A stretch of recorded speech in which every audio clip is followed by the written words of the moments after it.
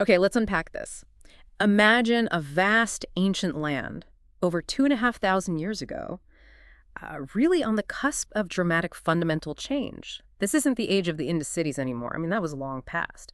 We're talking about a period where scattered communities, varying ways of life, and, well, new technologies started coming together, or sometimes clashing, maybe, to form something entirely new. Early states, powerful kingdoms, the first major empires, and the reemergence of bustling urban life and complex economies. It's a truly transformative era for the Indian subcontinent. Definitely. Definitely. We're covering roughly 1,200 years here, from about 600 BCE to 600 CE. Think about that time frame. I mean, over a millennium of development that profoundly shaped the course of South Asian history for centuries to come. Wow. It's when many of the core structures of politics, society, and economy that endured for a long time first took root. Really foundational stuff. And to understand this incredible sweep of history, you've provided us with a truly fascinating stack of sources. It's great. We're not just relying on one type of evidence here, are we? We're going to be digging into inscriptions etched in stone and metal, ancient texts that tell us stories and lay down rules, coins, the actual currency of the time, and even visual material like sculpture and pottery unearthed from archaeological sites. Absolutely. These sources are our primary connection to this distant past. But they don't just speak for themselves. Not really. Historians have to work hard to interpret them, piece them together, understand their context. They offer glimpses, sometimes contradictory ones, into the lives, power structures, and ideas of people who lived 2 millennia ago. Exactly. So consider our mission today a collaborative deep dive. We're going to go through your material, navigating these different types of sources together. Our goal is to extract the most important nuggets of knowledge, the surprising insights, and, well, the key takeaways that will help you understand how states consolidated power, how economies functioned and evolved, and how societies were organized during this pivotal 1,200-year span. Think of it as the essential intelligence briefing on early India. It's a complex puzzle, as you say. The sources aren't always straightforward. I mean, scripts had to be deciphered, languages understood, and you have to take into account the biases or perspectives of the original creators. Always. But by putting them side by side, we can build a much richer picture than any single source could provide on its own. Okay, so let's start at the very beginning of this period, setting the stage by looking at what the subcontinent was like in the centuries leading up to 600 BCE. Right. We often hear about the decline of the Harappan civilization around, 1800 BCE. What happened in that vast, almost 1,500-year gap before we see the reemergence of large-scale urbanism in states? There wasn't an empty period by any means. Your sources point to some key developments happening across different regions. Tell us about those developments. What was going on? Well, one significant event mentioned is the composition of the Rig Veda, this immense body of early religious hymns. It was being created by people living along the Indus River and its tributaries, primarily in the Northwest. This reflects the presence of certain cultural and social groups, likely semi-pastoral or agricultural, in that region, during the early part of this interregnum. So important religious and literary traditions are forming there. Precisely. Simultaneously, we see evidence of agricultural settlements gradually spreading and consolidating in various parts of the subcontinent. Your source mentions this happening in North India, extending into the Deccan Plateau, and even reaching parts of Karnataka further south.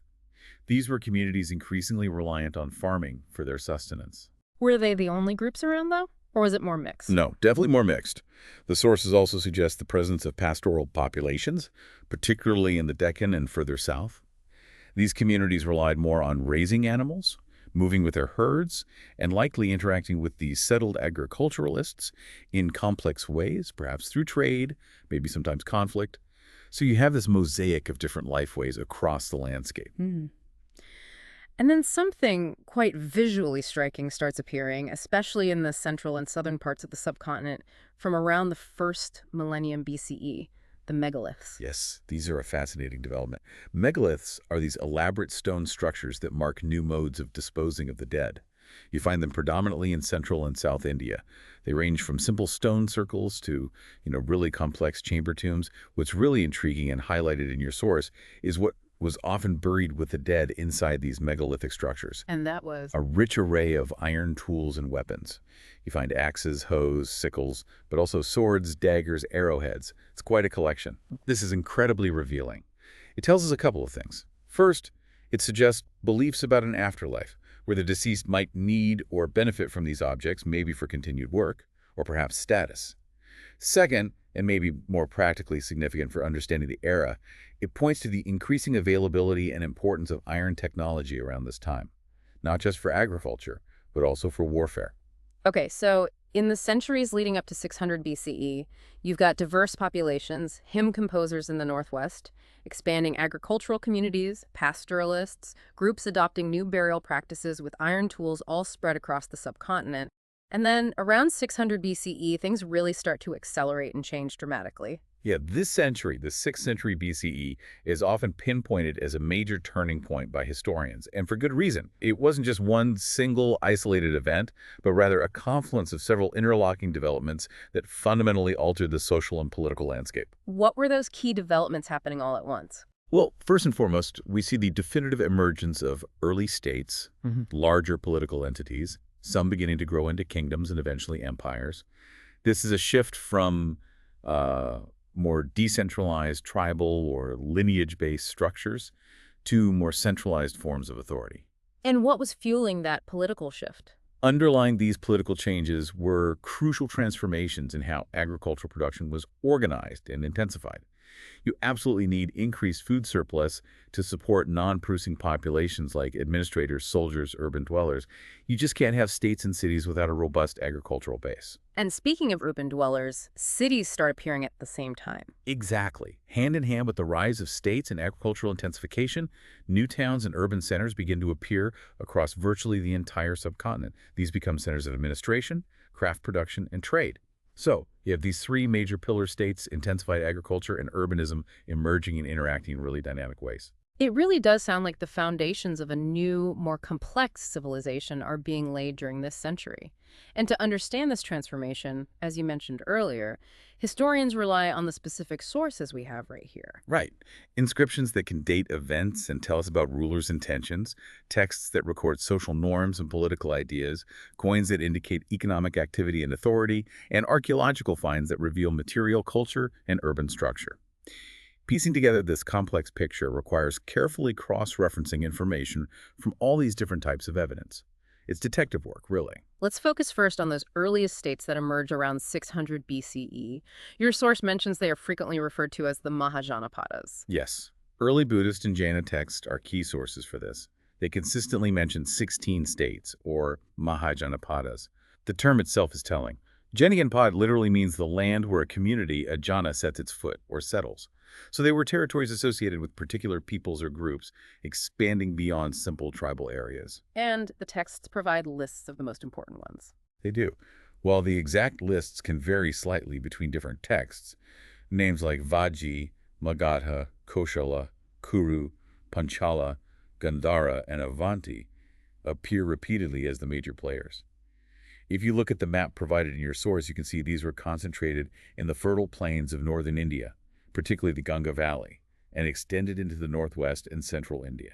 Were all 16 of these Mahajanapadas organized politically in the same way, or was there variation? That's a crucial distinction the sources highlight. Most of them were monarchies, ruled by individual kings. This is the political form that would, largely dominate later Indian history.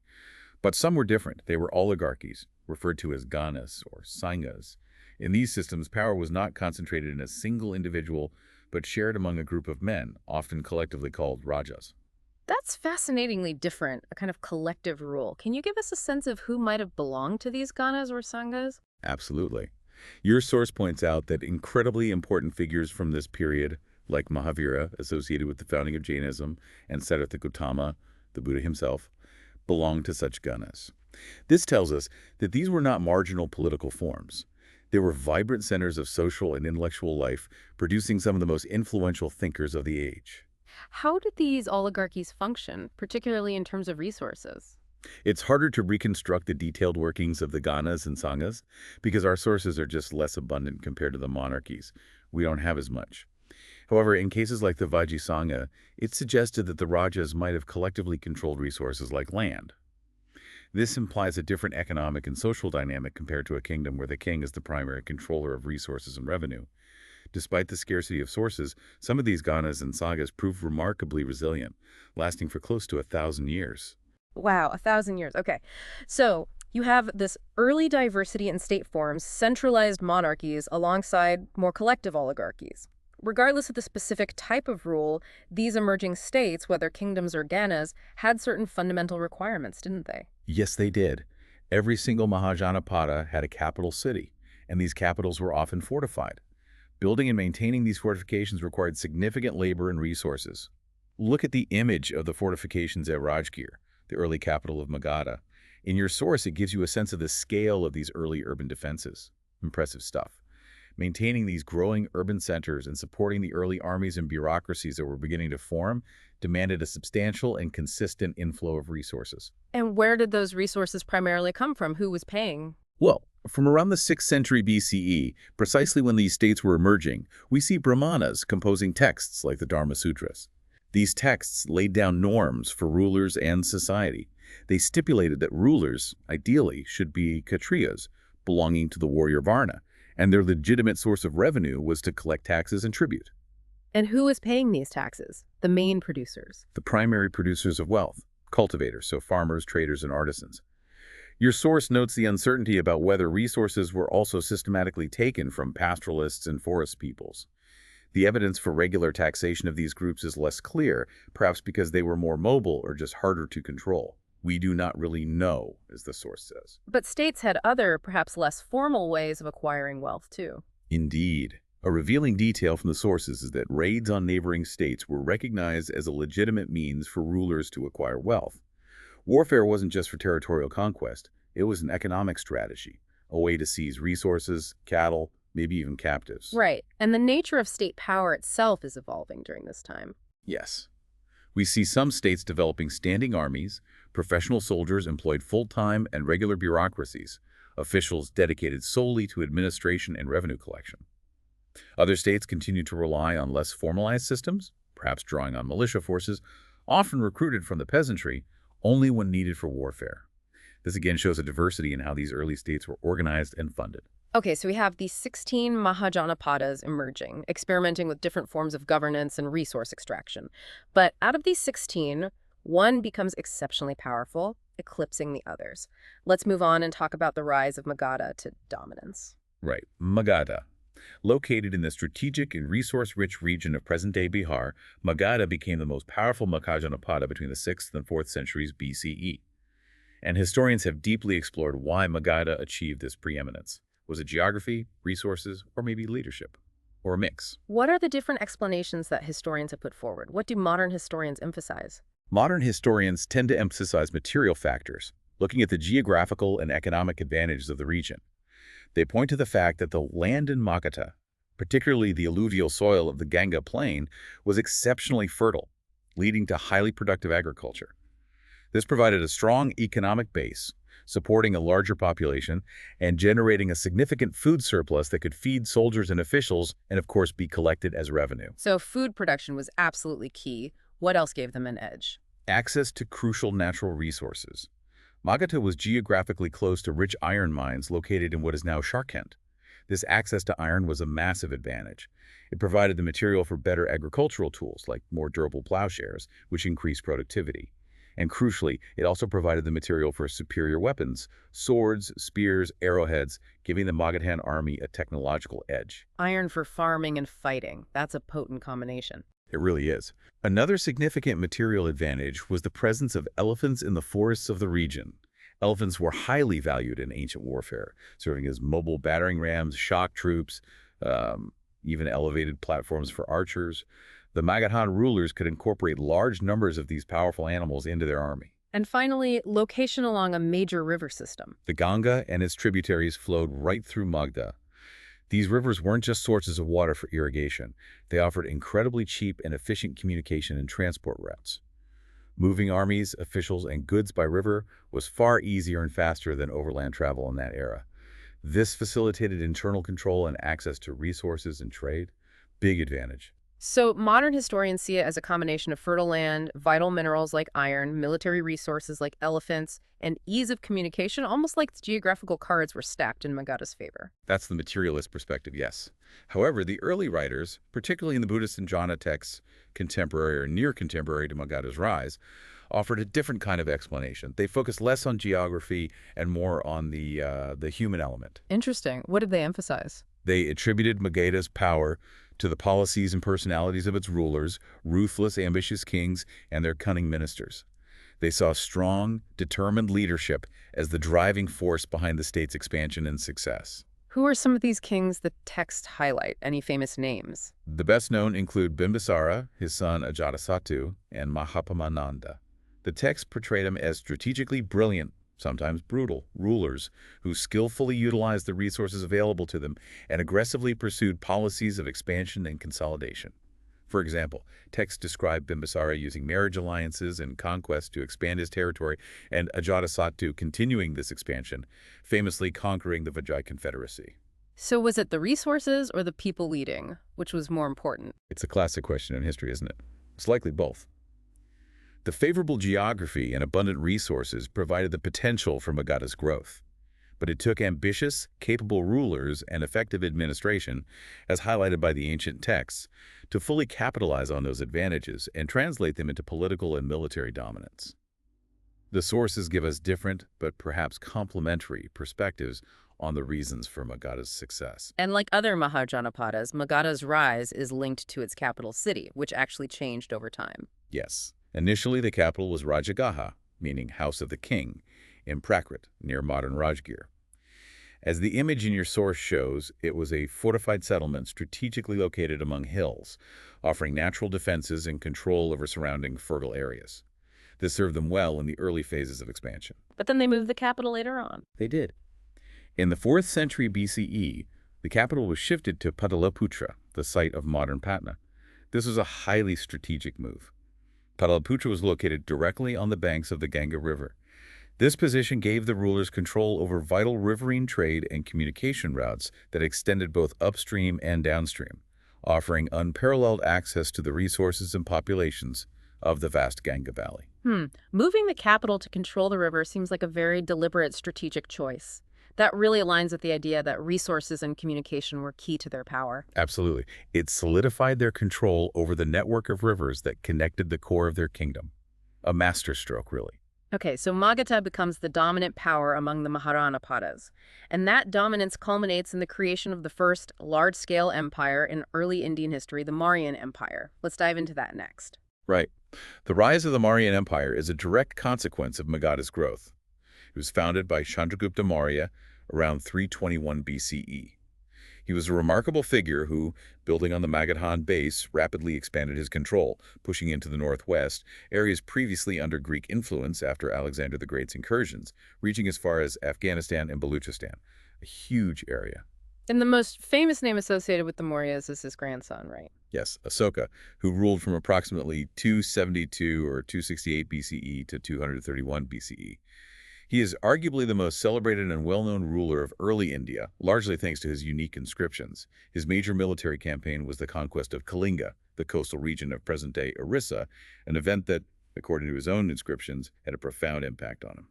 So we're talking about an empire that, at its peak, covered a huge area. How do historians reconstruct the history of something so vast and so ancient? What sources do we have? As we've emphasized, it requires drawing on a variety of sources, each offering different pieces of the puzzle.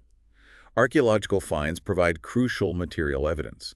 Excavations at sites like Pataliputra and Sanchi have yielded architecture and especially impressive stone sculpture associated with the Mauryan period. Think of the polished stone pillars topped with animal capitals, like the famous lion capital from Sarnath. These are tangible remnants of the imperial state and its artistic patronage. Okay, beyond archaeology, written sources. We have contemporary or near-contemporary written accounts. Fragments of the Indica, written by Megasthenes, a Greek ambassador to Chandragupta Maurya's court, provide an outsider's perspective on the Mauryan state, its administration, and society. Valuable stuff. We also have the Arthashastra, a comprehensive treatise on statecraft, economics, and military strategy. While its exact date and authorship are debated, large parts are considered relevant to understanding the period, traditionally attributed to Kautilya or Chanakya, believed to be Chandragupta's minister. So a foreign visitor's account and an internal manual on how to run a kingdom. Interesting contrast. Exactly. We also find information about the Mauryas in later literature, composed centuries after their rule ended, Buddhist, Jaina, Puranic, and other Sanskrit texts. While these are not contemporary, they preserve traditions and memories of the empire, though you have to use them critically, of course. But the sources you highlighted earlier as most valuable are Asoka's own inscriptions. Unquestionably. These are found inscribed on large rocks and on specially prepared polished stone pillars erected across the empire. They date from his reign and are unique because they are direct messages from the ruler himself to his subjects and officials.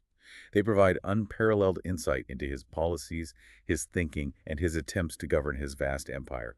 Really quite amazing. And Asoka used these inscriptions specifically to proclaim something he called Dhamma. What exactly was this Dhamma? Well, Asoka was the first ruler we know of to use stone as a medium for issuing public proclamations on such a wide scale. His Dhamma wasn't a specific religious creed or a set of rituals. Not quite. Based on the inscriptions, your source describes it as a set of ethical principles, a code of conduct that he believed was simple, universally applicable, and would lead to the well-being of people in this world and potentially the next. What were some of these principles he emphasized? Key tenets included respect towards elders, generosity towards various groups, including Brahmanas and those who had renounced worldly life. Also, kind and humane treatment of slaves and servants, and significantly, respect for other religions and traditions. This emphasis on religious tolerance in a multi-religious society is quite noteworthy. He also encouraged practices like truthfulness, compassion, and purity. Why do you think he felt the need to propagate these ethical principles across his empire? What was the goal? Several reasons have been suggested. It could have been a genuine reflection of his personal beliefs, perhaps influenced by the suffering he witnessed in the Kalinga War, as we mentioned.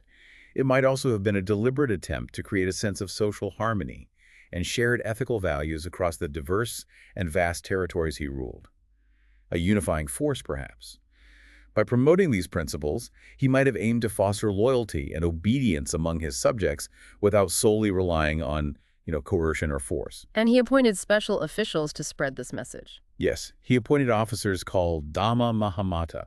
Their role was to travel throughout the empire, explaining the message of Dhamma, promoting its practice, and also intervening in social matters to ensure fair treatment and resolve disputes in accordance with Dhamma principles. Sort of like ethical enforcers, maybe. Administering an empire stretching from modern Afghanistan to Orissa must have been an immense challenge, even with Dhamma Mahamata. How did they structure the administration? The Asokan inscriptions themselves provide clues to the administrative structure. They mention 5 major political centers within the empire: the capital, Pataliputra, and 4 provincial centers located in strategic regions. These were Taxila in the northwest, Ujjayini in western India, Tosali in Kalinga, modern Orissa, and Suvarnagiri in the south, likely in Karnataka. And the same core message from Asoka is found inscribed in all these regions and beyond. That's striking. Precisely. From the rock edicts in Kandahar, written in Greek and Aramaic, to pillar inscriptions in the Ganga Valley and rock edicts in Orissa and Andhra Pradesh. The presence of these inscriptions across such a vast geographic area is really something. It immediately raises a question. Could such a huge and diverse empire, encompassing different terrains, climates, languages, and cultures, have a single, uniform administrative system imposed from the center? It seems highly improbable the diversity is just too great. Historians generally agree. It's much more likely that administrative control was strongest and most direct in the areas immediately around the capital, Pataliputra, and in the provincial centers. These centers were strategically chosen. Taxila and Ujjayini were on major long-distance trade routes. Pataliputra commanded the river network. Suvarnagiri, meaning Golden Mountain, was possibly significant for controlling access to gold-bearing regions in Karnataka, a valuable resource for the imperial treasury. Tosali was the center for administering the newly conquered and presumably restive region of Kalinga. So the provincial centers were like vital nodes of imperial control, strategically placed. Yes, and connecting these centers to the capital and connecting different parts of the empire required reliable communication. That was key. Journeys between Pataliputra and a provincial center like Taxila or Suvarnagiri would have taken weeks, even months. I mean, imagine that. This logistical challenge meant the administration had to make arrangements for those traveling on official business, providing provisions, securing routes, establishing rest stops. And the army was clearly essential for maintaining control and security across these vast distances. Absolutely vital. Megasthenes provides a fascinating, albeit fragmented, account of the Mauryan military organization. He describes a sophisticated system involving a committee responsible for coordinating military activity, divided into 6 subcommittees. 6 subcommittees. What did they cover? According to Megasthenes, there was a subcommittee for the Navy, one for transport and provisions, and one each for the main arms of the army. Foot soldiers, that's infantry, horses, cavalry, chariots, and elephants. Covered all the bases. The Transport and Provisions Subcommittee sounds particularly complex to manage. That must have been a huge job. It certainly had varied and essential tasks. Your source mentioned some of them, arranging for bullock carts to transport military equipment, procuring food supplies for the soldiers and fodder for the animals, and even recruiting servants and artisans like blacksmiths or carpenters to accompany the army and provide support services while on the march or in camp. It gives you a real sense of the massive logistical effort required to field and move a large army in the ancient world. Megasthenes also gives us a glimpse into the civil administration beyond the military, doesn't he? He does. He describes high officials who had responsibilities such as supervising rivers and measuring land, much like he notes in Egypt. They inspected the sluices that controlled the flow of water for irrigation, ensuring fair distribution. They managed huntsmen, collected taxes, and supervised various occupational groups whose work was connected to the land and its resources. Which specific occupational groups did he say they supervised? He mentions woodcutters, carpenters, blacksmiths, and miners. This tells us something important about what the state considered vital to control or regulate. Why do you think state officials were supervising woodcutters, carpenters, blacksmiths, and miners specifically? What does that tell us about the Mauryan state's priorities? That's a great question to think about. Consider what these groups produced or extracted. Timber from woodcutters and carpenters is needed for construction buildings, fortifications, chariots. Ships also fuel, like charcoal for blacksmiths, and tools. Blacksmiths, working with iron from miners, produce agricultural implements, weapons, tools, and other essential metal goods. Miners extract valuable ores and minerals, including iron, copper, possibly precious metals, which are vital for currency, weapons, tools, luxury goods. Controlling these groups and their output means controlling crucial resources for the state's economy, its military, urban development, and revenue collection. It shows the state was deeply invested in managing the core materials and skills that powered its infrastructure, agriculture, and military might. They knew what was important. The Mauryan Empire is often presented as a high point, even a golden age, in early Indian history.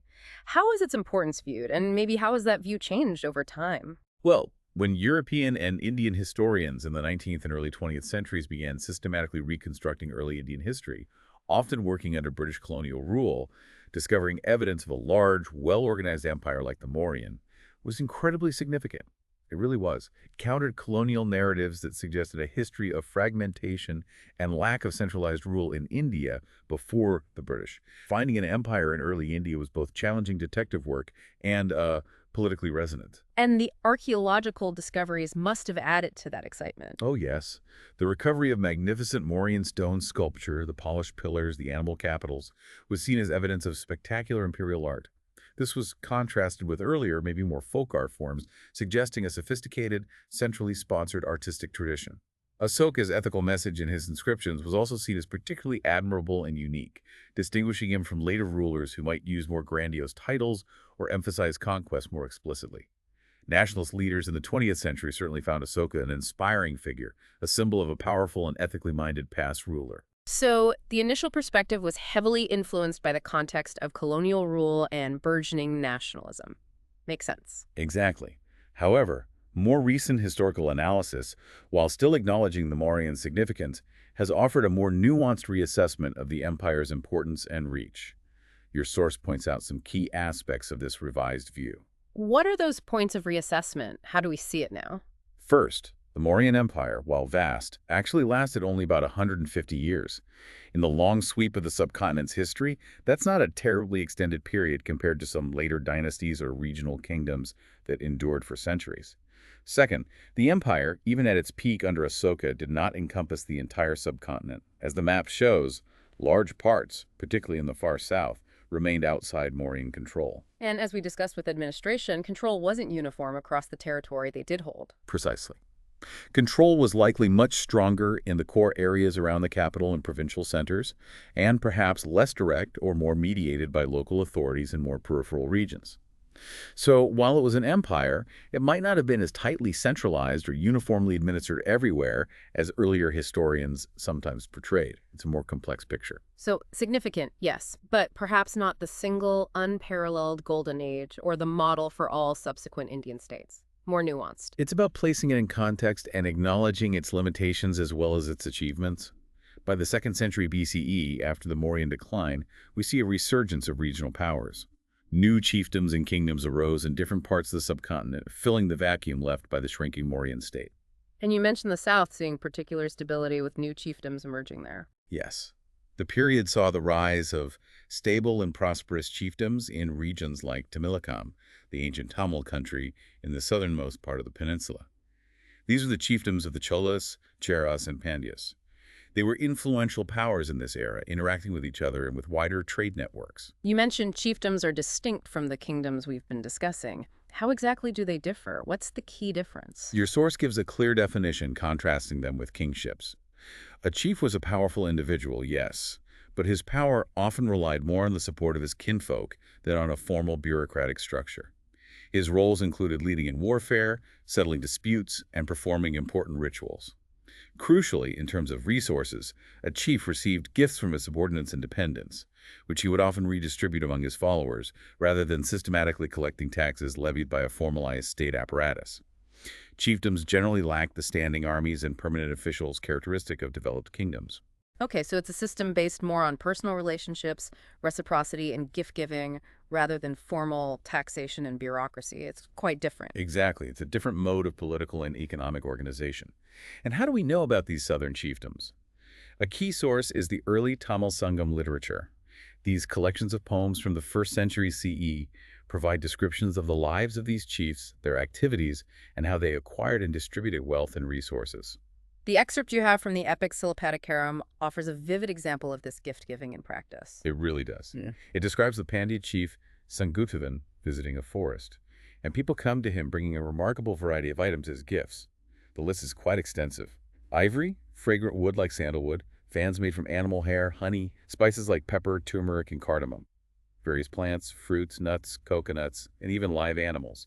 Baby tigers, lions, elephants, monkeys, bears, deer, peacocks, parrots, and others. Wow, that is quite a collection, a veritable bounty of the forest. Why do you think people brought these specific gifts to the chief, and what would he have done with them? Seems like a lot of stuff. Well, bringing these items serves multiple purposes in a chiefdom context. Firstly, it was a demonstration of loyalty, respect, and acknowledgement of the chief's status and authority. These weren't legally mandated taxes, remember, but voluntary offerings that reinforced social bonds. Secondly, many of these items, spices, ivory, fragrant wood, animal products, were valuable forest resources. Bringing them to the chief could be a way of channeling these resources into a central point, maybe for storage, redistribution, or even for the chief to use in trade with other regions, acquiring prestige goods in return. The chief would use these gifts to maintain his household, perform rituals, reward his followers, and host feasts, demonstrating his generosity and solidifying his support base through redistribution. It highlights the economic importance of forest products and the network of dependency and reciprocity that characterized chiefdoms. Got it. Beyond the South, what other powers emerged in the post-Mauryan period? In western and central India, the Satavahanas established a significant kingdom. In the northwest and western parts, we see groups of Central Asian origin, such as the Shakas, establishing control. Both these powers were geographically positioned to benefit significantly from the increasing volume of long-distance trade that characterized this era. Your source notes something interesting about their origins, too. Oh yeah, what's that? Their social origins were often obscure. They weren't necessarily from the traditional Kshatriya lineages emphasized in texts like the Dharmasutras. But after they gained political power through military strength, they actively sought to claim higher social status and legitimacy through various means, including patronizing religious institutions and sometimes adopting grand titles, trying to boost their standing. Interesting. So gaining political power allowed them to sort of reshape their social standing. This leads us neatly into the next part. Projecting power and developing new notions of kingship beyond just military strength. Precisely. As states grew and new rulers emerged, they needed ways to legitimize their authority, inspire loyalty, and differentiate themselves from others. This wasn't just about collecting taxes or winning battles. It was about creating an aura of power and status. Image management, you could say. And one major strategy seems to have been connecting themselves to the divine, to the gods. Yes, this idea of divine kingship is very evident with rulers like the Kushanas. They ruled a vast kingdom from around the 1st century BCE to the 1st century CE, stretching from Central Asia into northwest India. Our understanding of them comes from inscriptions and texts, but critically from their coins and sculpture. What do their coins and sculpture tell us about this divine connection? Look at the image of the Kushana coin in your source. On one side, you see the king, often depicted in distinctive Central Asian attire. On the other side, you see a variety of deities, often from different religious traditions, Indian, Iranian, Greek. The mere act of placing the ruler on one side and a deity on the other already suggests a close association. More striking are the colossal statues of Kushana rulers. These were found in special shrines, for instance, at Mathura, Mathura in India and in Afghanistan. Historians interpret these large, imposing statues placed in sacred spaces as a deliberate effort by the Kushanas to portray themselves as godlike figures. And they adopted a specific title to reinforce this. Yes, many Kushana rulers used the title Devaputra, meaning son of God. Your source suggests this may have been inspired by the practice of Chinese rulers who were referred to as the sons of heaven. This title directly linked the ruler's authority to the divine realm, placing them on a plane above ordinary mortals and even perhaps above other earthly rulers. It was a powerful way to claim legitimacy, especially for rulers of foreign origin, establishing themselves in a new land. Okay. Moving forward to the Gupta Empire from the 4th century CE, we see larger states, but also maybe a different system of integrating local power. Yes, the Gupta Empire, while centralized in many ways, depended significantly on relationships with men called Samantas. These were local, powerful figures who maintained themselves using the resources of the areas they controlled, often including land. They weren't salaried officials in the same way as in the Mauryan core administration, more like powerful local lords. And what was the relationship between the Gupta emperor and these Samantas? How did that work? The Samantas offered homage to the Gupta ruler and provided military support when needed. In essence, the central king's authority and reach were extended and mediated through these local lords. This system created a dynamic tension, though. How so? What was the tension? Well, if the central Gupta ruler was strong, he could effectively control his Samantas, ensuring their loyalty and resources. However, if the central power weakened, powerful Samantas could become virtually independent, potentially withholding resources or even challenging the ruler, sometimes ultimately carving out their own independent kingdoms. Conversely, a powerful Samanta from a subordinate position might eventually become strong enough to overthrow the ruler and establish a new dynasty. It was a precarious balance. So the Samanta system could be both a strength by extending reach and a weakness leading to potential fragmentation. How do we learn about rulers like the Guptas and how they projected their power given this dynamic? We rely on a combination of sources: literature from the Gupta period, their coins, and importantly, inscriptions. A key source type, particularly for understanding how kings wanted to be seen, is the prashasti. What exactly is a prashasti? You mentioned the term earlier. The term literally means praise. These are compositions, often written in elegant Sanskrit verse, composed by court poets.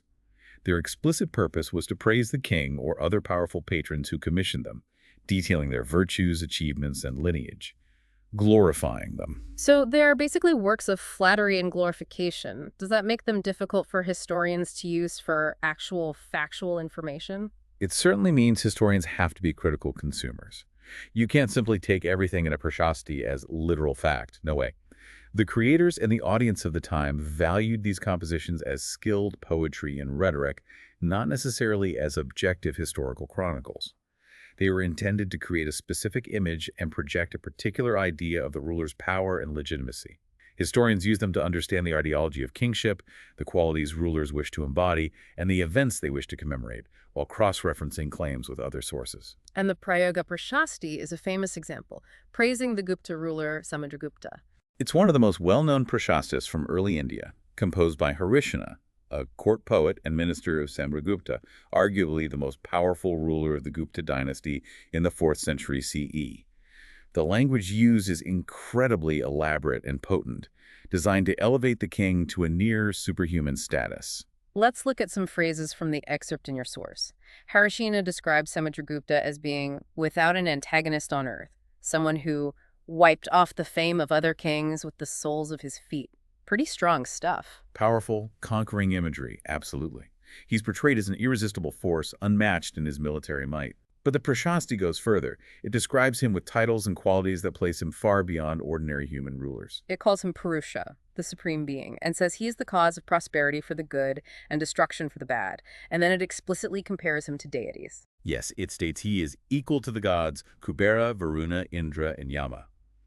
These are major deities in the Hindu pantheon.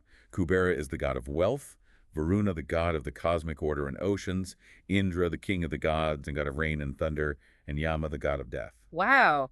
Equating the king to the gods of wealth, cosmic order, power, and death. That's a remarkably high claim of status and authority. That's not subtle. It is not.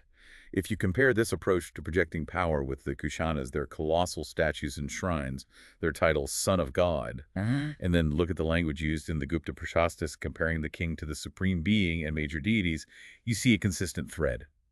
Rulers in this era were actively using religious and symbolic means to elevate their status, legitimize their rule, and inspire awe among their subjects and rivals. So looking at the visuals, the Kushana statue, the coin, and the descriptions from the Prashasti, what elements really make these seem like images or descriptions of a king beyond just a normal, powerful person? And why do you think they consistently felt the need to claim such high, even divine status? What was the point? Visually, it's the scale, like those colossal statues, the regalia they wear, perhaps being shown alongside deities or symbols of power, like on the coins. You just know this isn't an ordinary person. In the Prashastis, it's the comparison to gods, the claims of unmatched power, the idea that they maintain cosmic order or dispense justice like a deity. They are portrayed not just as rulers of land, but as cosmic figures. As for why they claim such status, there are several reasons. It provided immense legitimacy, placing their authority beyond challenge by mortal rivals. For rulers like the Kushanas, who were relative newcomers, it offered a way to establish themselves in a new cultural context by appealing to a universal source of power. For states like the Guptas, it might have helped consolidate control over a fragmented landscape where they relied on Samantas. Portraying the central king as semi-divine could bind these subordinates through religious awe as well as political obligation. It's a powerful tool for projecting authority and demanding loyalty in a diverse society. We spend a lot of time talking about kings, states, and urban elites. I mean, the people who commission the sources or are described in them. But what about the vast majority of the population who lived in the countryside and worked the land?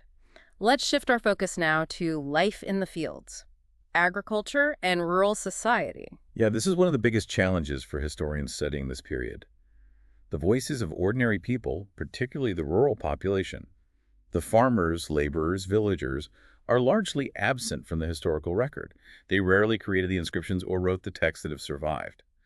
So getting their perspective, understanding their daily lives, and knowing what they thought about the rulers we've been discussing is very, very difficult. How do historians try to get around this limitation then? Are there other kinds of sources? Well, they turn to sources that, while not written by these people, might reflect aspects of their lives or popular attitudes. Stories collected in anthologies like the Jatakas, tales related to the previous lives of the Buddha, and the Panchatantra, animal fables with moral lessons, are valuable here. These stories often originated as oral traditions circulating among the populace before being written down, so they might capture some popular sentiment. The Gandatindu Jataka story in your source is a good example of what these tales can reveal. It is. It tells the story of the subjects of a wicked king in the village of Gandatindu.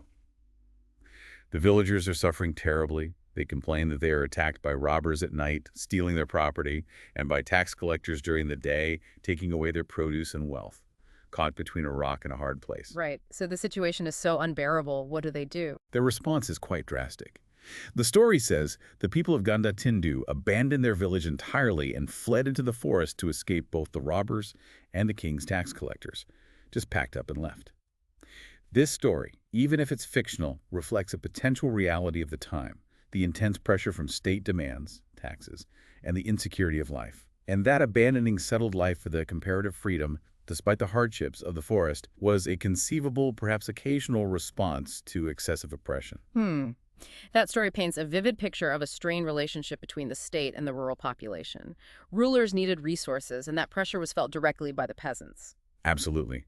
The demand for resources by the growing states and cities led rulers to adopt various strategies to increase revenue, and one major way to do this was, logically, to boost agricultural production.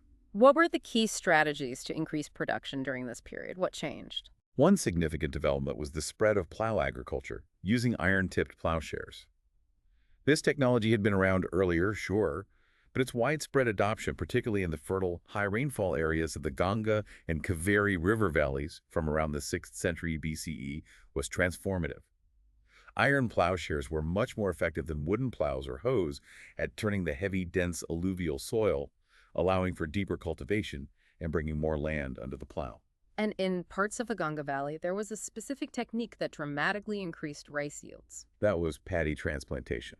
Instead of simply scattering rice seeds, broadcasting, which can result in uneven growth and losses, farmers developed the technique of growing rice saplings in a nursery bed and then carefully transplanting them into waterlogged fields.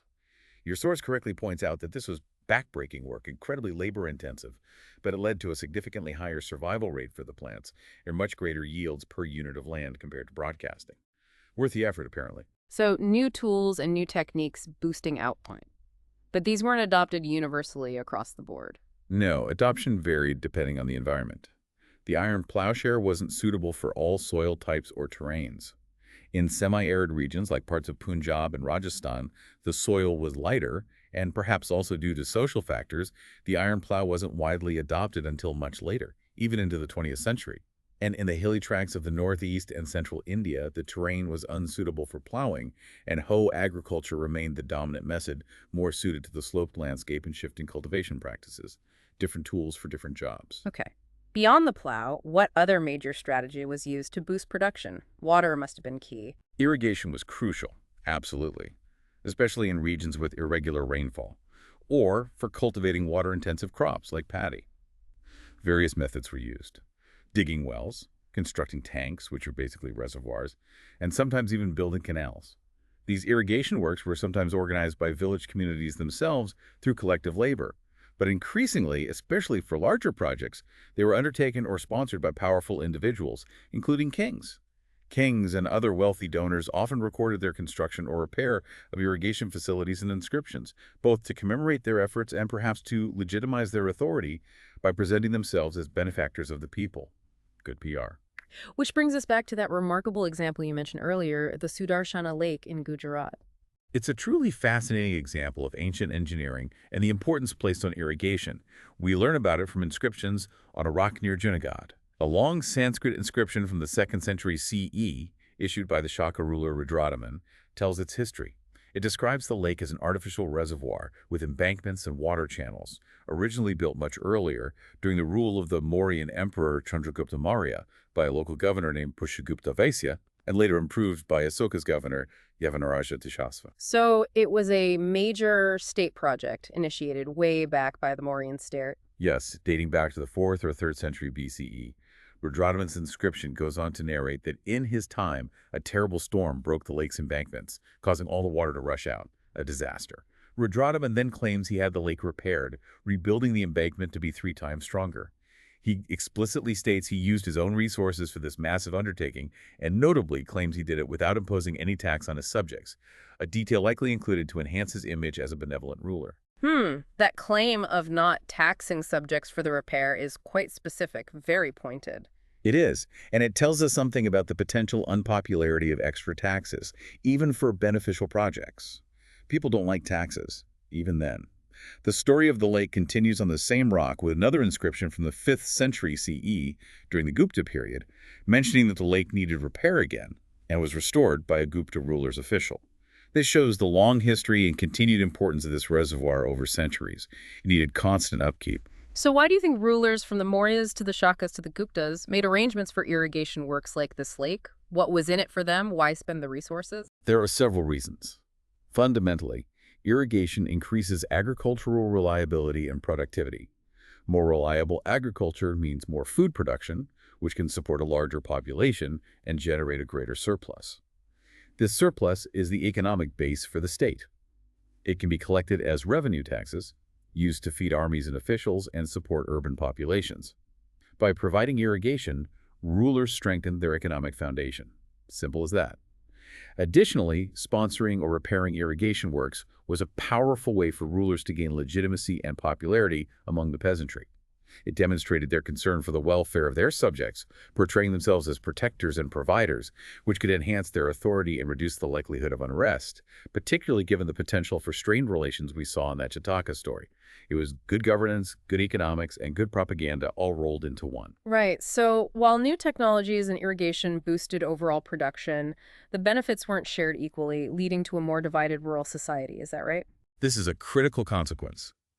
The increase in agricultural output and the investment required for new techniques or irrigation led to growing differentiation within rural communities.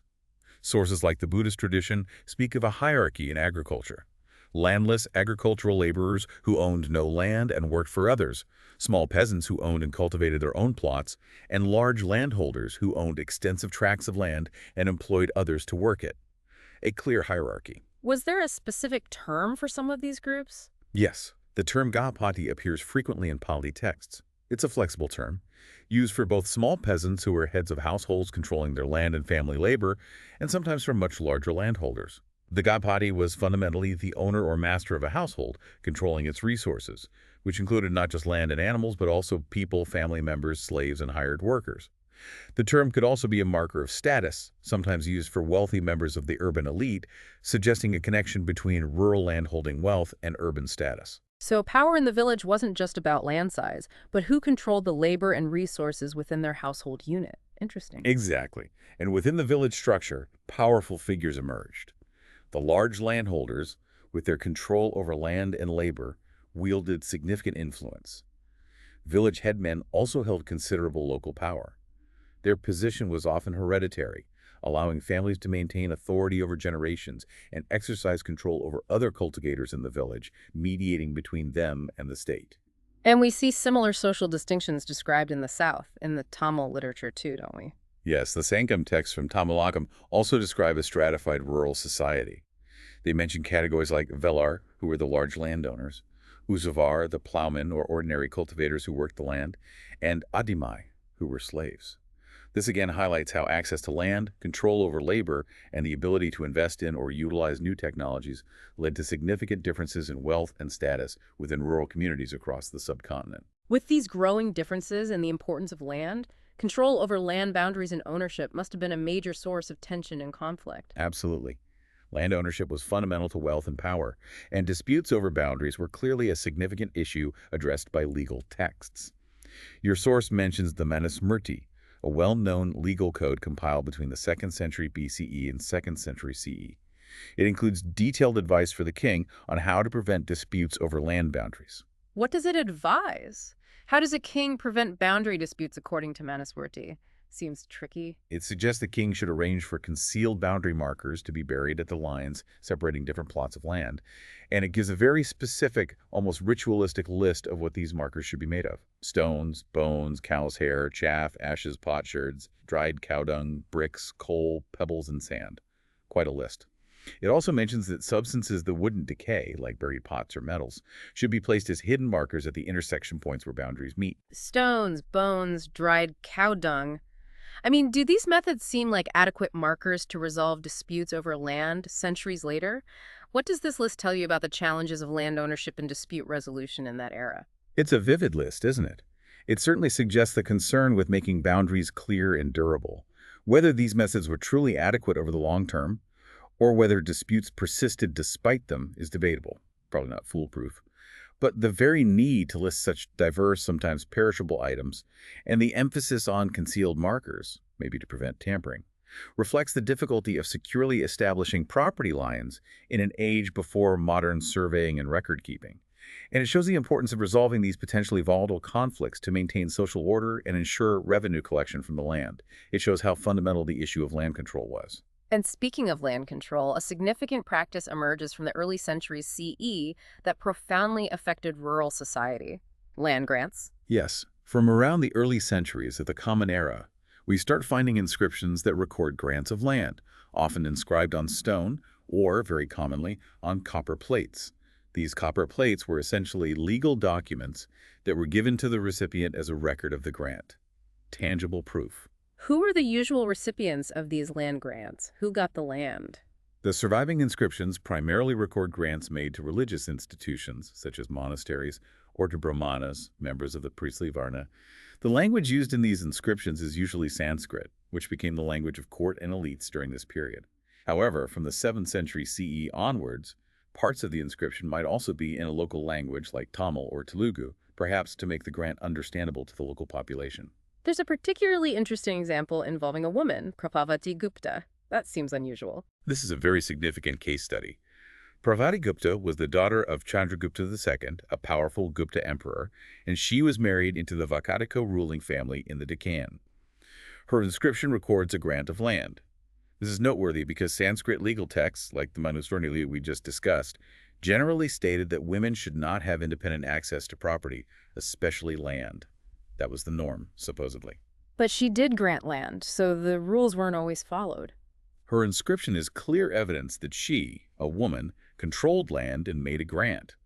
This might indicate that royal women, particularly those in her position as a queen and daughter of a major emperor, held exceptional rights.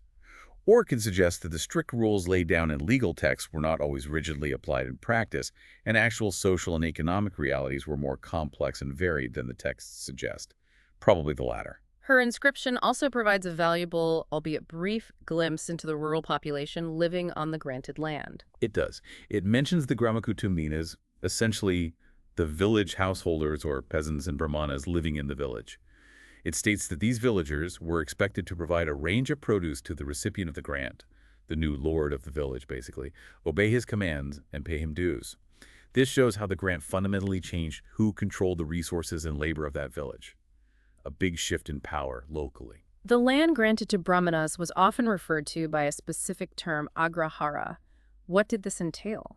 An agrahara was land granted specifically to a Brahmana, typically as a form of religious or scholarly endowment. A key feature was that the recipient of an agrahara was usually exempted from paying land revenue and other customary dues to the king. Even more significantly, they were often given the right to collect these dues from the local people living on the granted land. So the revenue stream was diverted from the state to the Brahmana recipient. And Prabhavati Gupta's inscription gives a remarkably detailed list of the specific exemptions and rights transferred with the land grant. It's quite specific. It's quite illuminating about the range of royal rights in village produce. It states that the village granted is not to be entered by soldiers or policemen, essentially. The state's enforcement arms are excluded.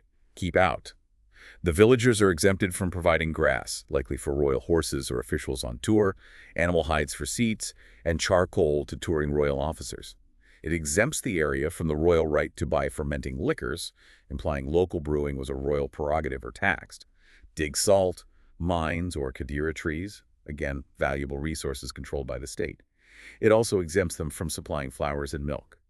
Furthermore, the recipient is granted rights to any hidden treasures or underground deposits, and the authority to collect all major and minor taxes. Quite a package deal. Based on that incredibly detailed list of exemptions and rights being transferred, I mean, what kinds of things can we infer were being produced or found within that village community? It seems like much more than just basic grain. You're absolutely right. The list gives us a window into a more diversified rural economy than just subsistence farming. The mention of charcoal, grass, hides, milk, flowers, and kadira trees, which were used for timber, dye, and medicine, strongly suggests animal husbandry, forest resource collection, perhaps some specialized cultivation like flowers, and possibly some local craft activities requiring charcoal. The mention of rights to salt, mines, and hidden treasures points to potential natural resources or economic activities beyond agriculture that the state sought to control. It suggests a village that produced food, yes, but also forest products, animal products, and possibly mineral resources or artisanal goods, all of which generated value that the state, or in this case the grantee, wanted to access. A complex little economy. These land grants, particularly the agrahara system diverting revenue, seem very significant. What's the main historical debate about their overall impact on the state and society? Is there agreement? Oh no, it's a really active area of debate among historians. Some historians argue that these land grants were a deliberate strategic policy by ruling dynasties to extend the reach of agriculture, perhaps into uncultivated or frontier areas. By granting tax-exempt land and rights to Brahmanas or religious institutions, who are often respected local figures, the rulers incentivized the clearing of land, the introduction of agricultural techniques, and the settlement of new areas, thereby expanding the overall economic base of the kingdom over the long term. So a tool for agricultural expansion and territorial consolidation. That's one view. That's one view. The alternative view held by other historians, sees land grants differently, not as a sign of strength or expansion, but potentially as a symptom of weakening royal power.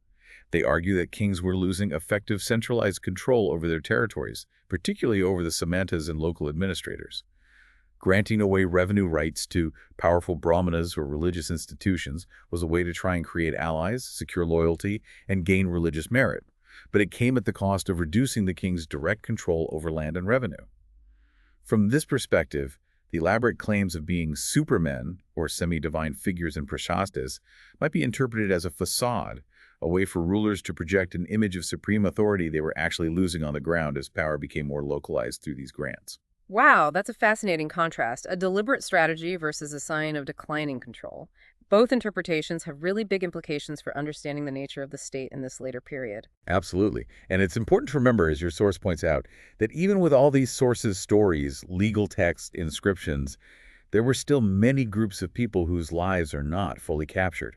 Pastoralists, fisherfolk, hunter-gatherers, mobile artisans, shifting cultivators groups who are often beyond the direct control of settled states and officials, and who didn't keep detailed records like elites or religious institutions. Their histories are much harder to reconstruct. They fall through the cracks. We did get that rare glimpse of a different kind of rural life in the Harsha excerpt, Banabhata's biography of Harshavardhana. Yes, that excerpt gives us a valuable snapshot of a village situated on the outskirts of a forest in the Vindhya region. It describes small farmers engaged in spade culture, suggesting perhaps harder soil or a landscape less amenable to extensive plowing, but it also highlights a significant economy based on the forest. What did it say about the forest economy? What were they doing? It describes people moving with bundles of forest products: bark, sacks of flowers, flax and hemp, used for fibers, honey, peacock feathers, wax, logs, and grass. It also mentioned the village wives going to neighboring villages with baskets of wild fruits they'd collected, intending to sell them. Local enterprise. So this wasn't just about cultivated fields. The forest was a vital part of the economy, providing resources for trade and subsistence.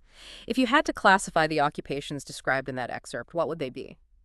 Based on that description, you could classify the occupations as small-scale, non-plow farmers, spade culture, collectors of forest products, and local traders, those selling bark, flowers, honey, fruits, etc., sometimes moving between villages.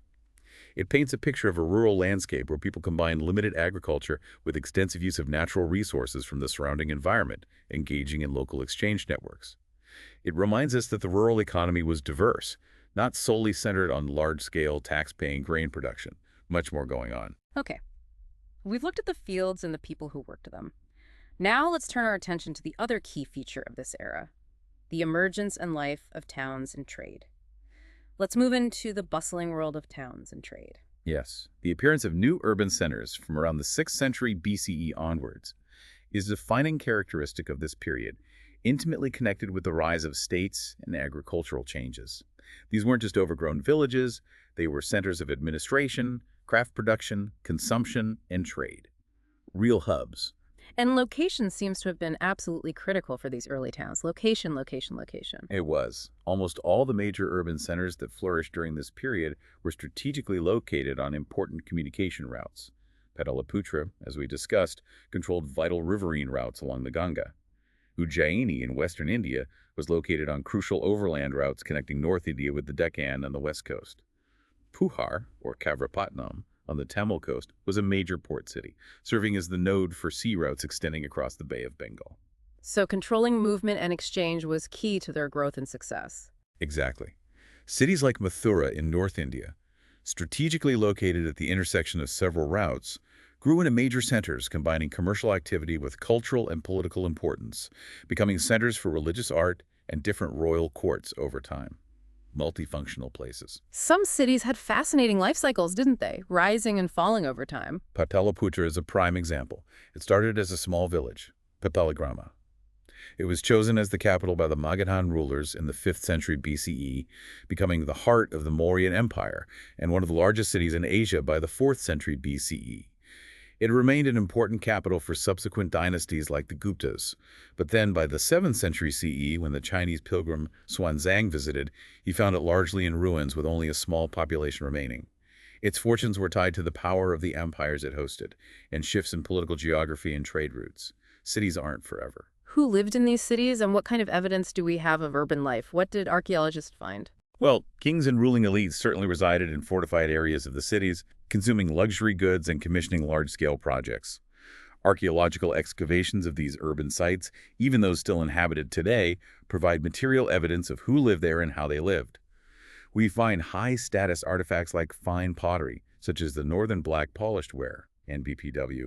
That's a distinctive, glossy pottery type prevalent from around 600 BCE onwards, suggesting a wealthy elite used these fancy bowls and dishes. And other artifacts besides pottery? Oh yes, a wide range of ornaments, tools, weapons, and vessels made from diverse and often valuable materials: gold, silver, copper, bronze, ivory, glass, shell, terracotta. The variety of materials and craftsmanship indicates vibrant local craft production, catering to the demands of the urban population, particularly the elites. Lots of skilled workers.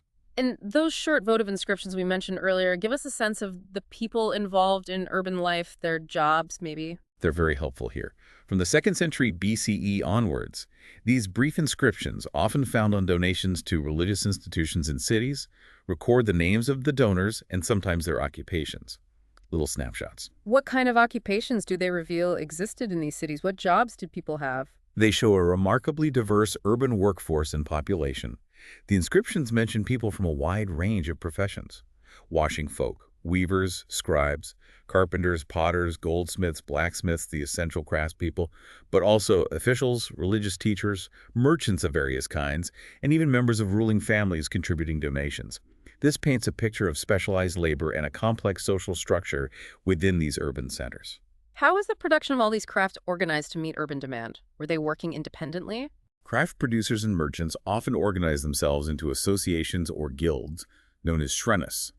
These weren't just social clubs, they played important economic roles. Guilds would procure raw materials for their members, regulate the quality and standards of production to maintain reputation, and help market the finished products. A kind of early trade association. With the growing demand from urban elites and the expansion of trade, it's highly likely that craftspersons were making extensive use of iron tools available due to the spread of iron technology to increase efficiency and output. And these urban centers weren't isolated islands. They were nodes in extensive trade networks, both within the subcontinent and internationally. Absolutely. From the 6th century BCE, we see a network of land routes and river routes crisscrossing the subcontinent, connecting regions and cities. But these internal networks were also connected to wider global systems.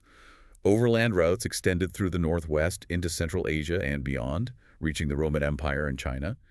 Overseas routes crossed the Arabian Sea, linking ports on the west coast of India to ports in East Africa, North Africa, and West Asia, the Persian Gulf and Red Sea.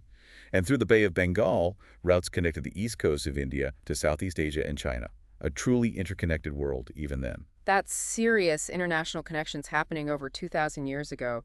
Rulers must have tried to control or benefit from these routes, surely. They certainly did. Controlling important trade routes could bring considerable wealth to the state through tolls, taxes, or simply by facilitating trade and benefiting from the resulting economic activity. Rulers often tried to offer protection to traders traveling through their territories, perhaps in exchange for a fee. Protection money? Maybe. Who were the people traveling these roads, carrying the goods? Was it just big merchants? It was a diverse group. There were local peddlers, probably traveling on foot with smaller loads for short distances. For longer overland journeys, merchants organized caravans using bullock carts and pack animals like oxen or camels. And of course, there were seafarers who undertook the often risky but potentially very profitable voyages across the seas. Brave souls. And successful merchants could accumulate considerable wealth from this trade. Enormous wealth.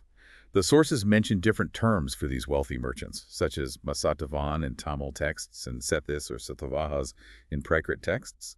Their wealth allowed them to live in luxury, commission religious donations, and wield influence in urban life. Yeah. Big players. What kinds of goods were moving along these extensive trade networks? What was being traded? A wide variety. There were bulk goods essential for feeding cities and armies like salt and grain, basic necessities, but also higher value items, cloth, metal ores, and finished metal products, stone, timber, medicinal plants. And some of these were in high demand far beyond India's borders. Absolutely. Spices were particularly sought after, especially pepper, which was immensely valuable in the Roman Empire. They loved their pepper. Fine textiles like cotton and silk and medicinal plants also fetched high prices internationally. These goods were transported across the Arabian Sea to the Mediterranean world. The Periplus of the Erythraean Sea gives us a unique window into this maritime trade from a contemporary perspective. Tell us about that source. It's a remarkable source, really. Written by an anonymous Greek-speaking sailor, probably from Egypt around the 1st century CE. It's essentially a merchant's guidebook describing the ports and trade opportunities along the coast of the Red Sea, East Africa, the Arabian Peninsula, and India, as far as the Ganges Delta. It offers a very practical, on-the-ground view of ancient commerce, like an ancient lonely planet for traders. What does the Periplus tell us about trade with South India, particularly the Malabar coast? It describes market towns on the Malabar coast, which it calls Muziris, likely near modern Kochi, and Nelsinda, where large ships were sent from the Red Sea. It notes that these ships were specifically sent there because of the great quantity and bulk of pepper and malabathrum, possibly cinnamon or cassia, produced in the region. This tells us that these were not just sporadic exchanges, but organized large-scale trade ventures focused on specific, high-demand commodities. They knew what they were going for. And it lists the imports and exports at these ports. What was coming in and going out? The list is very revealing about the nature of the trade. The imports included a great quantity of coin, indicating money was flowing into India, along with luxury goods or materials like topaz, antimony, coral, crude glass, copper, tin, and lead. The exports, in addition to the massive quantities of pepper and malabathrum, were fine pearls, ivory, silk cloth, transparent stones of all kinds, mentioning diamonds and sapphires specifically, and tortoiseshell, high-value stuff. So manufactured goods and raw materials coming in, and luxury goods, spices, and raw materials for crafts going out. A two-way street. Precisely. It was a trade involving both raw materials and finished luxury items. And the archaeological evidence complements this beautifully. Your source mentions the discovery of a bead-making industry at Kodumanal in Tamil Nadu using precious and semi-precious stones. This site produced some of their transparent stones mentioned in the Periplus. It suggests that local production centers were feeding into this international trade network, with local traders supplying these valuable materials to the coastal ports for export to the Roman world. Connecting the dots. Why do you think the anonymous author of the Periplus compiled such a detailed list of goods, ports, and routes? What was his purpose? Just curious. Oh, his purpose was purely practical and commercial. He was likely a merchant or a ship captain himself, or writing for them. This document was a guide, a piece of commercial intelligence. It provided crucial information for navigating the trade routes, which ports were safe, what goods were available or in demand at each location, what could be brought into trade, who controlled the ports, maybe even details about the local rulers or customs.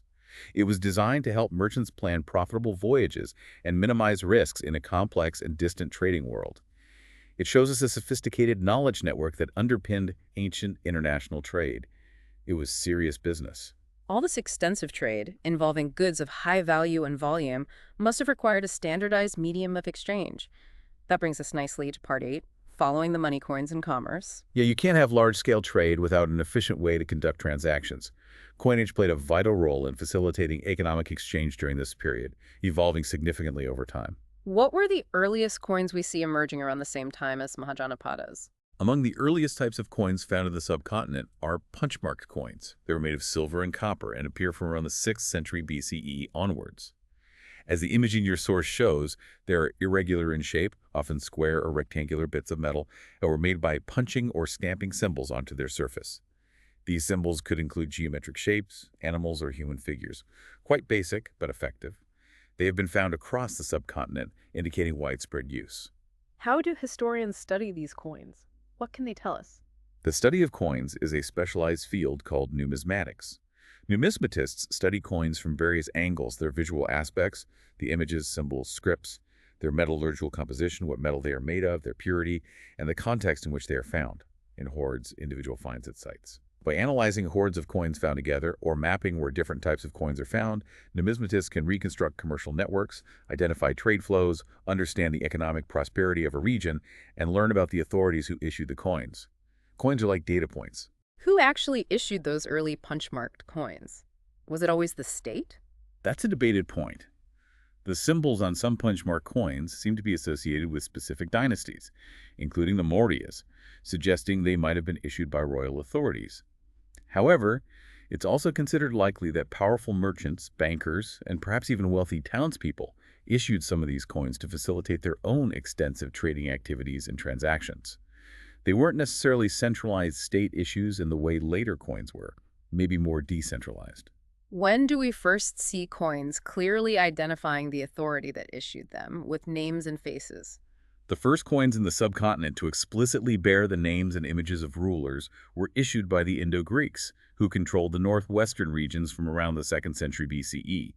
These coins, often in silver, show the Greek ruler's portrait and name, and sometimes symbols of Greek deities, much more personalized. And then came a period known for its gold coinage, the Kushanas again. Yes, the Kushanas, whom we discussed in relation to divine kingship, are particularly famous for issuing large quantities of gold coins, starting from around the 1st century CE. Your source notes that the weight of their gold coins was virtually identical to the gold coins being issued simultaneously by the Roman Empire and the Parthian Empire to the west. This standardization suggests a close connection to these wider international economic systems. They were plugging into the global standard. And these Kushana gold coins are found widely. They're found in large hoards across North India and Central Asia. The widespread circulation and hoarding of gold coins indicate the enormous value of the transactions that were taking place during the Kushana period. Gold coinage was primarily used for high-value exchanges, particularly in long-distance trade. Big-ticket items. And that connection to the Roman world is visible in coin finds too, you said. Very clearly. Archaeological sites, particularly in South India, have yielded significant hoards of Roman coins. This is striking because South India was not part of the Roman Empire. The presence of Roman currency shows that despite being different political entities, there were direct and robust economic connections facilitated by trade across the Arabian Sea. Roman gold and silver coins were likely highly valued for their metal content and used in exchange for Indian luxury goods like spices and textiles. Money talks. So empires weren't the only ones issuing coins. Smaller groups got in on the act too. No, definitely not just empires. Your source mentions that tribal republics like the Yadhayas, who controlled parts of Punjab and Haryana around the 1st century CE, issued thousands of copper coins. The sheer volume of these finds suggests that they were actively participating in economic exchange, likely facilitating local or regional trade within their territories, funding their administration, or providing currency for transactions among their population. Even smaller players needed currency. And the later Gupta rulers also issued gold coins, keeping up the tradition. Yes. The Gupta gold coins are described as spectacular, known particularly for the purity of the metal in their earliest issues. Very fine gold. These coins would have continued to facilitate long-distance, high-value transactions. The wealth generated by this trade would have benefited the Gupta kings significantly, supporting their administration and patronage. But your source notes something interesting happens around the 6th century. CE finds of gold coins seem to taper off. Does this mean the economy was collapsing? What happened? This observation has led to a significant debate among historians. The decline in the number of gold coins found from around the 6th century CE does raise questions about the economic conditions of the time. It's a puzzle. What is one interpretation of this decline in gold coins? Some historians argue that this decline in gold coin finds is indeed evidence of an economic downturn or crisis, particularly impacting long-distance trade. They link it to external factors, such as the collapse of the Western Roman Empire in the late 5th century CE. Since the Roman Empire was a major market for luxury goods from India, its decline would have reduced demand and disrupted the profitable trade networks across the Arabian Sea, potentially impacting the prosperity of Indian states and merchants who relied on this trade. The bottom fell out of the market, maybe. So the loss of a key international market caused an economic slump back in India. That's one argument. However, other historians offer a different interpretation. They argue that the fewer finds of gold coins don't necessarily mean a decline in economic activity overall. Maybe something else was going on. They suggest that new towns and trade networks were emerging within the subcontinent during this period, shifting the focus. Furthermore, the decline in hoards might mean that coins were staying in circulation rather than being buried, perhaps due to changing political conditions or economic practices that made hoarding less necessary or secure. Why bury it if you can spend it? They also point to the fact that inscriptions and texts from this period continue to mention the use of coins, suggesting currency was still in use, even if gold coins are less frequently found in hoards. Right. So the evidence from coin finds is open to different interpretations depending on how you weigh it against other types of sources. It's not clear-cut. Exactly. It's a good illustration of how historical interpretation evolves and how different sources can sometimes present what seem like conflicting pictures. requiring careful analysis to synthesize them. Thinking about all the trade we've discussed, from the paraplus describing luxury goods and spices to the widespread use of gold coins, what kinds of transactions do you think were involved in these ancient networks? Which types are clear from the sources we've looked at, like the paraplus list or the coin finds? And are there any types of transactions that are perhaps not evident from these sources, the everyday stuff? Well, the sources we've discussed, particularly the paraplus and the finds of gold and Roman coins, provide clear evidence for high-value, long-distance transactions, often involving luxury goods, spices, precious metals, exchanged between elites across vast distances. Big deals.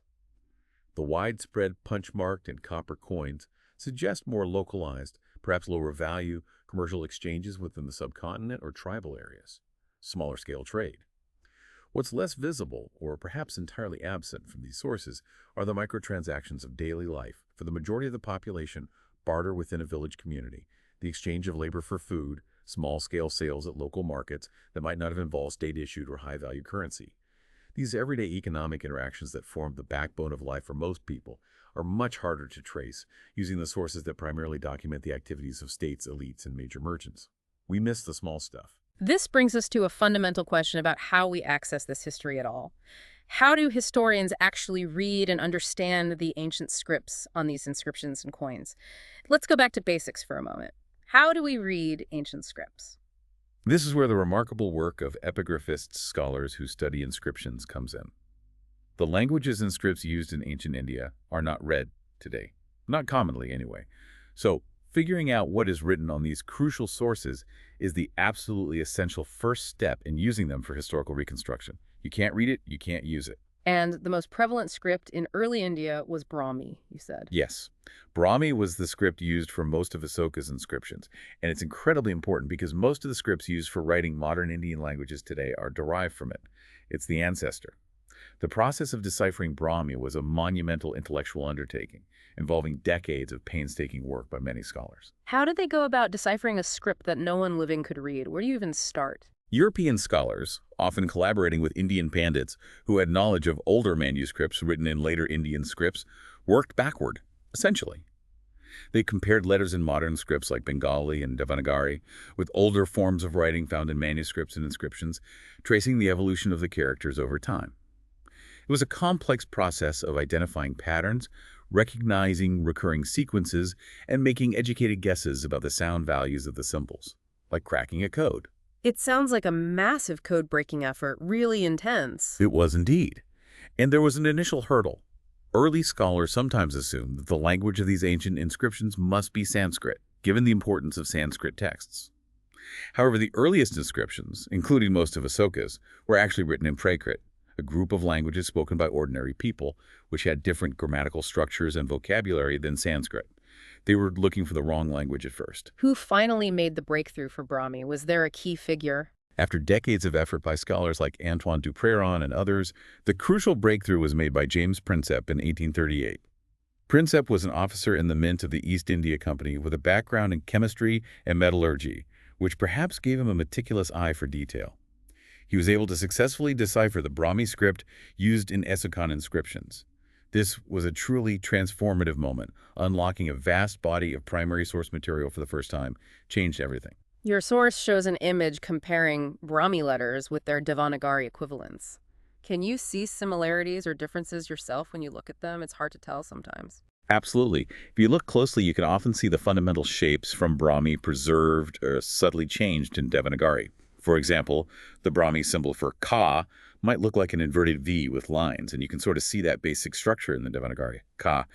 Or the Brahmi A might have a similar foundational stroke to the Devanagari A. But other letters look quite different, reflecting centuries of calligraphic and linguistic evolution. It makes you appreciate how clever Prinsep and others were to trace these connections backwards without a Rosetta Stone equivalent. Really smart work. What about Kharosthi, the other major script used in the northwest of the subcontinent? Was that deciphered in a similar way?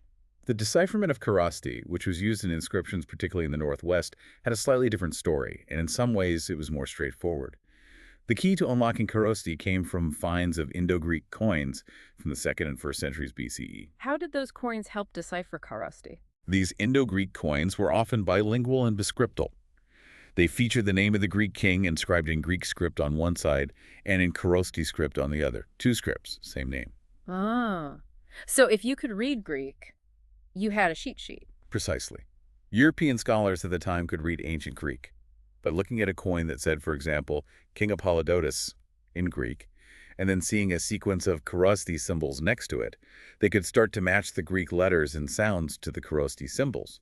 They could identify the symbol for A, then perhaps P, L, O, and so on, building up an alphabet piece by piece. And Prinsep was involved in this too. He was busy. Yes, James Prinsep was again a key figure. Once scholars had figured out the sound values of the Korosti script using the bilingual coins, Prinsep was able to identify the language of these inscriptions as Prakrit, just like many of the Brahmi ones. This allowed for the reading and interpretation of longer inscriptions written solely in Korosti. Your source includes an image of an Indo-Greek coin. Looking at the two scripts on it, you can really see how that comparison would have been possible. Okay, so once these ancient scripts are deciphered, how do historians actually use the inscriptions as historical evidence? What are the challenges and complexities involved beyond just reading the words? It can't be that simple. No, even with deciphered scripts, using inscriptions requires careful analysis and critical thinking. Let's look at Asokan inscriptions as examples of some of these challenges. One issue is simply identifying the ruler or person who commissioned the inscription. Your source points out that in one inscription, source 10, Asoka's personal name, Asoka, isn't mentioned. Instead, he uses titles like Devanampiya, meaning beloved of the gods, and Piyadasi, meaning pleasant to behold. So how did historians confirm that these titles referred to Asoka specifically? By comparing numerous inscriptions, they found other inscriptions that use these very same titles, Devanampiya and Piyadasi, but also in a few instances specifically mention the name Asoka. By examining the consistency in the content, the style of the language, and the very form of the letters used across these inscriptions, what epigraphists call paleography, they concluded that all the inscriptions using these specific titles were issued by the same ruler, who was named Asoka in some of them. It was a process of cross-referencing and corroboration, patient work. Another challenge is assessing the claims made within the inscription. For example, in Source 10, Asoka claims that in the past there were no arrangements for disposing affairs, nor for receiving regular reports. That sounds like a big claim. This is where a historian has to engage critically with the source. You have to ask, is this statement likely to be literally true? Can we believe that no ruler before Asoka had any system for governance or receiving information? Considering the existence of Mahajanapadas and the administrative structures we discussed earlier, that seems highly improbable. Historians recognize that rulers often exaggerate their own innovations or portray the past negatively to make their own reign look better. Standard political spin, maybe? Asoka was likely improving, formalizing, or perhaps changing the nature of these arrangements. For example, appointing Dhamma Mahamata for reports on social welfare rather than creating them entirely from scratch. So the challenge is to interpret the claim not just for its factual content, but for what it tells us about the ruler's intentions and desired image. Read between the lines. And even just establishing the exact text of the inscription can be difficult if it's damaged. Yes. Inscriptions are often damaged over centuries. The stone might be chipped, weathered, or broken, leading to faint or missing letters. Epigraphists spend countless hours meticulously studying the surviving traces. When publishing inscriptions, they often add brackets around words or letters. Your source points this out. These brackets indicate where the original text is missing or damaged, and the word or letter inside the bracket is the epigraphist's best guess at reconstructing what was originally there, based on context and surviving fragments. This process requires immense care to ensure the reconstruction accurately reflects the author's probable intent and doesn't introduce unintended meanings. It's not just filling in blanks randomly. Beyond the text itself, there are questions about the intended audience and the effectiveness of these inscriptions. Who were they really for? Absolutely. Asoka's orders were placed on rocks or pillars, often in prominent locations near cities, roads, or population centers. But would ordinary people passing by actually read them? The vast majority of the population in ancient India was likely not literate. And even if someone could read, would people across the diverse empire understand the specific form of Prakrit used in the inscriptions, which might have varied from local dialects? Good question. And the ultimate question, did people actually follow the orders and advice contained in these inscriptions? Did it work? That's incredibly difficult to know. An inscription tells us what the king wanted to communicate or what he decreed. It doesn't provide automatic confirmation that his message was fully understood, accepted, or put into practice by everyone throughout his vast territories. Your source correctly states that the answers to these questions about literacy, comprehension, and compliance are not always easy to find. Using the inscriptions alone, we just don't know for sure. Let's look at a particularly famous and moving example, the Kalinga Anguish inscription, source 11.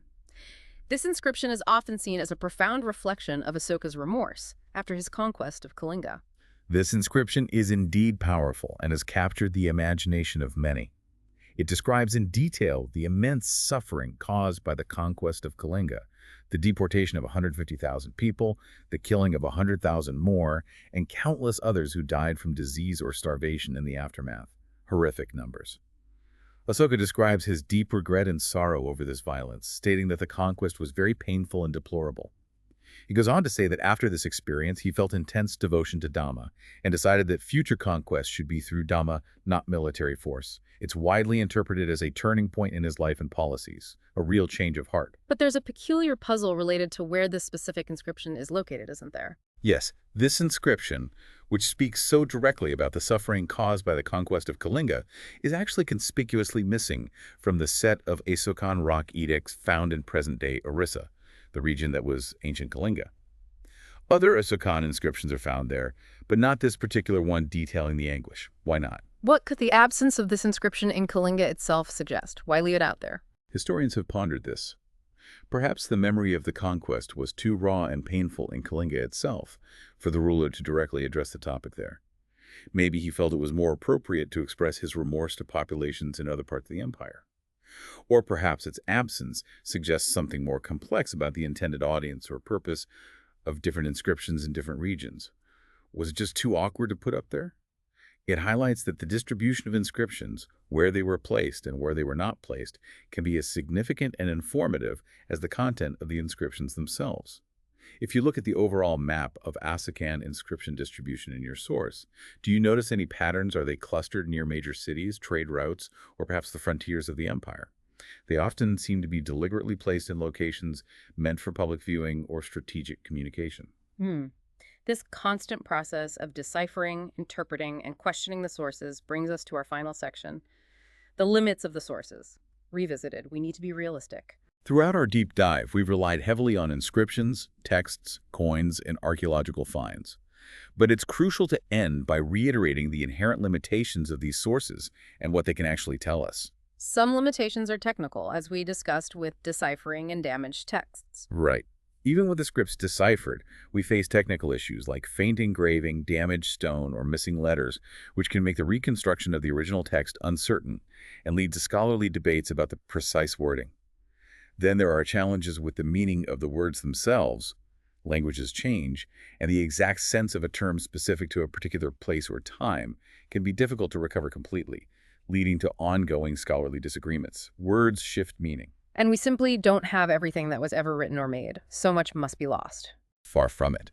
While thousands of inscriptions have been found, many are yet to be fully deciphered, published, or translated. And we know that many more must have been created that have simply been lost to time, written on perishable materials like palm leaf or bark, or on stone that was later quarried and reused.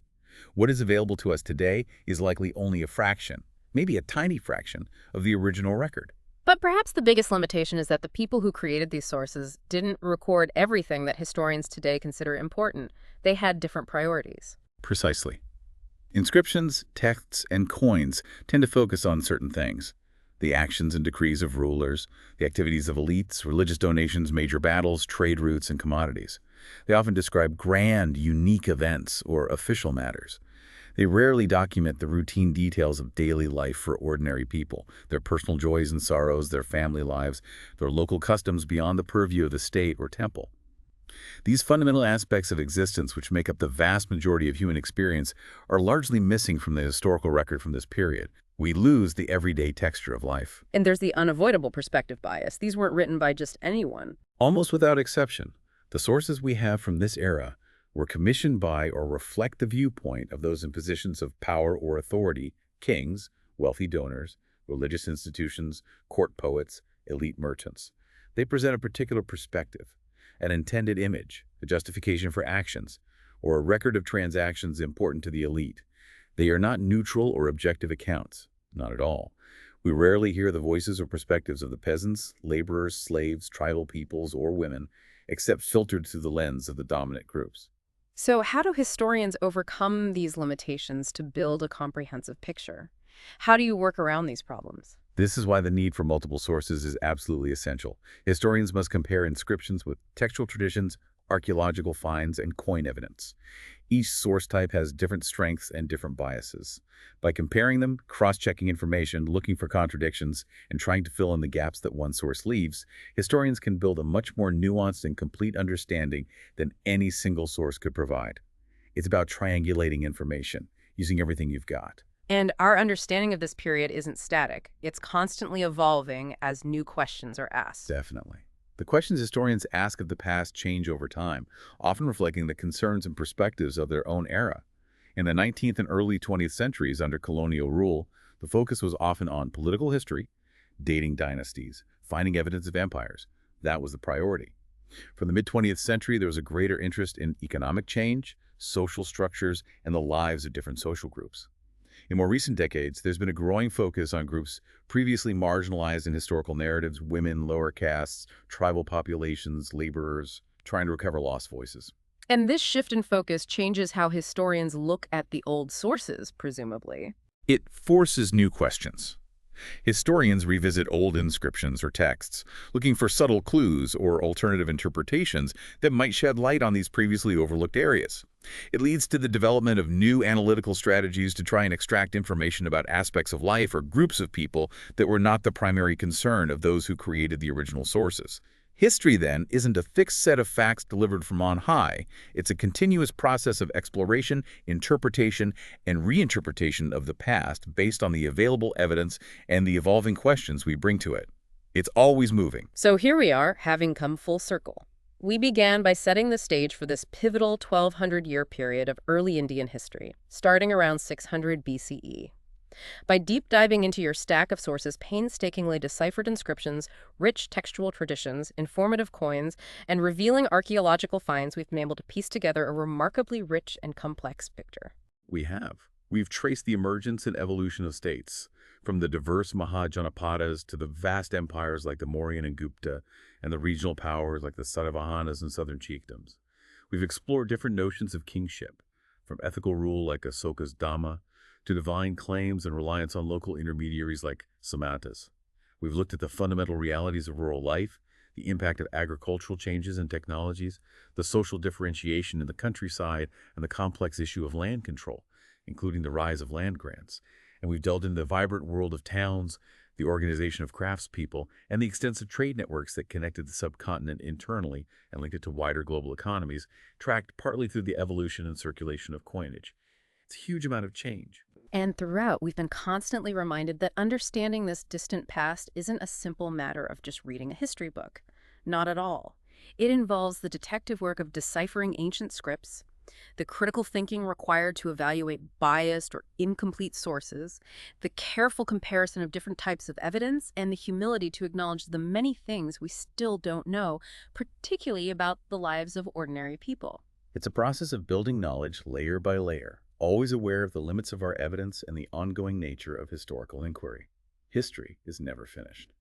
Considering the enormous challenges faced by rulers like Asoka in administering such vast and diverse territories with limited technology and communication methods, think about the time it took messages to travel. Weeks, months. What lessons or parallels do you see between their efforts to connect with their people and the communication challenges faced by leaders or large organizations today, even with all our modern technology? Is there a connection? That's a fascinating thought. Even with instant global communication, the fundamental challenges of ensuring messages are understood, trusted, and acted upon across diverse populations remain. It's still hard. Leaders today still grapple with information overload, combating misinformation, tailoring messages for different audiences, and ensuring that directives translate into action on the ground. Asoka, with his stone inscriptions and walking Dhamma Mahamata, faced the logistical scale, the sheer distance. Modern leaders face the scale of digital noise and fractured attention spans. The mediums are worlds apart, obviously. But the core complexities of connecting with and governing large, diverse groups of people persist, requiring constant adaptation and strategic communication. Some problems are timeless. It certainly puts our modern communication frustrations into a different perspective. Indeed. Makes you appreciate email, maybe. maybe. Thank you for joining us on this deep dive into the sources. It's been incredibly insightful. It was a pleasure exploring them with you. Fascinating material.